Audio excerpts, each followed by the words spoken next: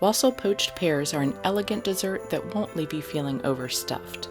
They are full of flavor, and the comforting taste of the spice sauce over the warm fruit is a delectable dessert that is sure to impress. So grab a cup of hot cocoa. It's time to make some magic in Mrs. Kringle's kitchen. Make sure you hit the red subscribe button and click the bell to be notified when new videos go live. The two main ingredients you'll need are the pears and wassail. You'll also need 2 to 3 tablespoons of sugar, which aren't pictured here. Any ripe pears will do.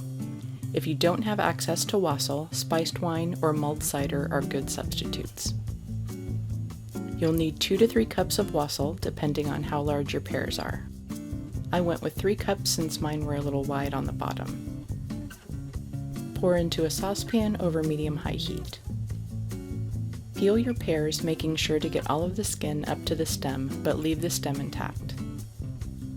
Cut the bottom of the pear so that it sits upright on a flat surface. Gently place your pears in your wassail or wine for 10 to 13 minutes, making sure to turn them every 3 to 5 minutes so that they poach evenly. Make sure to be very careful turning them as they cook, since they will soften. You want them to be soft but still hold their shape. Place the pears in a dish to cool down while you let the wassail or wine reduce. Add your sugar, give it a stir, and reduce the heat to medium.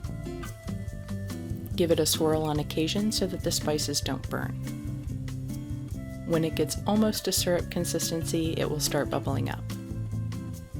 Reduce the heat to low and stir or swirl constantly until you reach the desired consistency. Carefully plate your pear, and then it's time to drizzle on the goodness. The warm spices concentrate into a wonderful glaze that is out of this world good. Wassail Poached Pears are perfect for intimate holiday dinner parties or to turn a regular dinner into something special during pear season. It's full of the cozy spices of fall and winter, and the velvety pears melt in your mouth with each delicious bite. For the full printable recipe, head over to mrskringleskitchen.com. Don't forget to like, comment, and share the love with your family and friends.